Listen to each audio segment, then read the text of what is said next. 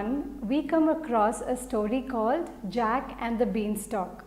It's an interesting story about a boy named Jack, right? And he comes across few adventures on his way. So there are few words that we come across in this story. Let's look at their word meaning. The first one, beanstalk, the stem of a bean plant. Knave, innocent, not having enough experience. Supper, a meal. Castle is a palace. Ogre is an ugly giant. And gobble is to eat greedily. Now we're gonna do some activity with opposites. Here there are few sentences that are given and there is a word that has been underlined. We have to change the underlined word and replace it with the opposite of that word. Let's try the first one. Jack and his mother were very poor. So the word underlined here is poor. So let's replace it with rich. Now the sentence is read as Jack and his mother were very rich. The meaning of the word changes. Let's try the second one. Aman is a foolish boy. The word underlined is foolish. So the opposite of foolish is wise. So we can write it as Aman is a wise boy. Next, my father likes to drink hot water.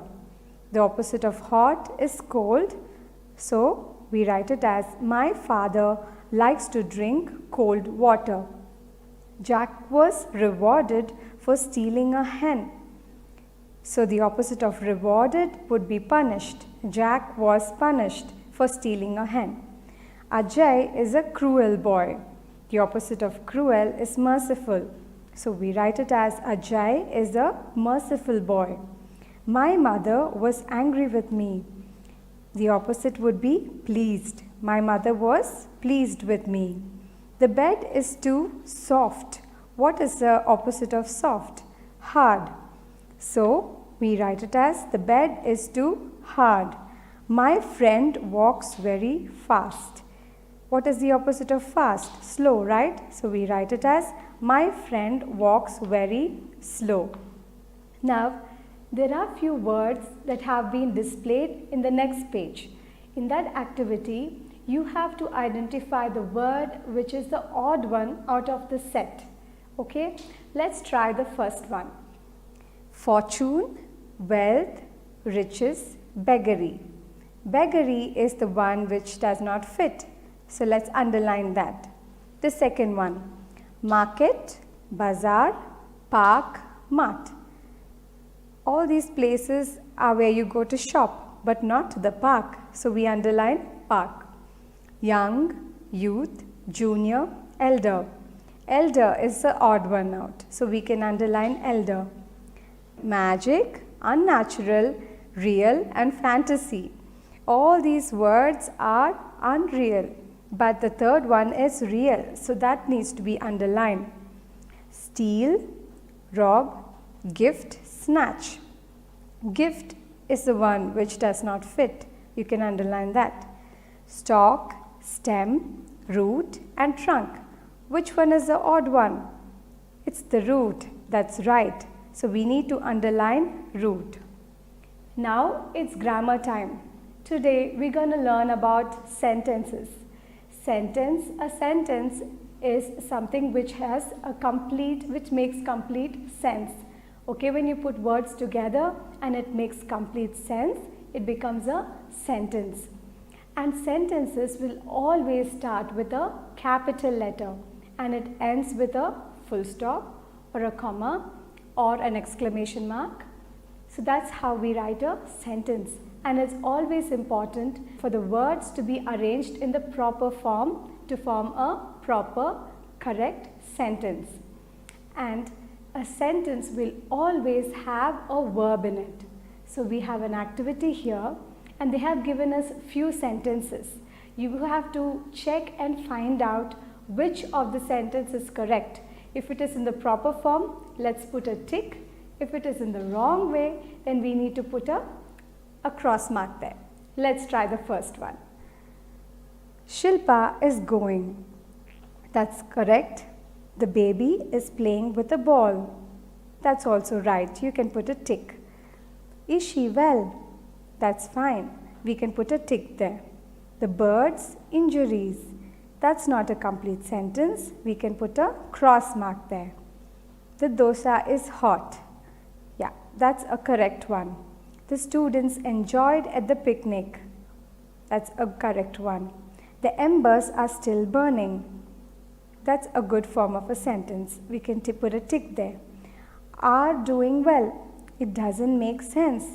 It doesn't make a complete sense. So we can put a cross mark there. And always remember, a sentence has two parts. One is subject and predicate. Subject is something which is talked about. Let's try one. I'm going to show you an example. Now, we're going to write a sentence here. Kathy is playing. So, this is a complete sentence. Okay? In this sentence, we are talking about Kathy. So, this is the subject. Alright? So, let's try the activity that has been given, and you have to identify which one here is a subject. So, let's turn to page number 12. Shiny is laughing loudly. Which one do you think is the subject here? Shiny, very good. So you need to underline shiny. A black notebook is lying on my table. Let's underline notebook. Our school logo is red in color. Logo here needs to be underlined. Anu is sick and so she cannot come to school. Whom are they talking about? They're talking about Anu. That's right. Children must exercise to keep their bodies fit. They're talking about children. That's right. Now, let's learn how to communicate and also to listen carefully. I'm going to read out few words and you have to give me few other rhyming words that suits these words. Okay? You need to tell me at least 3 rhyming words for each of these words that I'm going to read out. Let's go. T-E-A. Can you think of a rhyming word for that? C, B, tree. Yeah.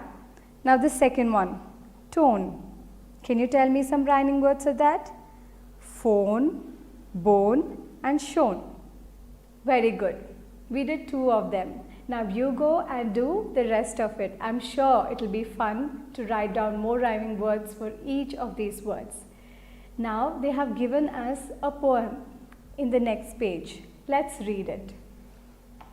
A minor bird. I have wished a bird would fly away and not sing by my house all day. Have clapped my hands at him from the door when it seemed as if I could bear no more. The fault must partly have been in me. The bird was not to blame for his key. And of course, there must be something wrong in wanting to silence any song. Now, we have come across so many words in this poem, right? Let's learn their word meaning. First word here is key, a group of scales around which a musical composition is based is key. Fault is nothing but a mistake. Silence is to be quiet. Now, based on these words, I'm going to read few sentences which are like hints, and you have to tell me which is the suitable word for each of these sentences. Now let's see. Make musical sounds with one's voice. It is to sing, right? To hold someone responsible for a mistake. It is fault. A group of scales in music. Key, very good. We just learned that. Absence of sound is silence. To make sound by clapping your palms together is to clap. That's right. Now, the last activity in this unit is to look at few of these sentences that are given here. And we have to check and correct them and make them into complete correct form of sentences by adding, full stop or exclamatory marks or capital letters, whatever is needed, we need to add and make them into complete sentences. Let's try the first one. Kanhaya is visiting his aunt. So here, Kanhaya is a proper noun. So we need to write K as a capital letter and we need to put a full stop at the end. Second one, where are you going? There, W needs to be in capital. It's at the beginning of the sentence and at the end we need to have a question mark. The third one, I saw a thin withered tree in the park. So I here needs to be in capital and we need to end it with a full stop. Now why don't you try out the rest of the sentences? I'm sure you'll be able to do a good job. So I hope you remember all that we learned.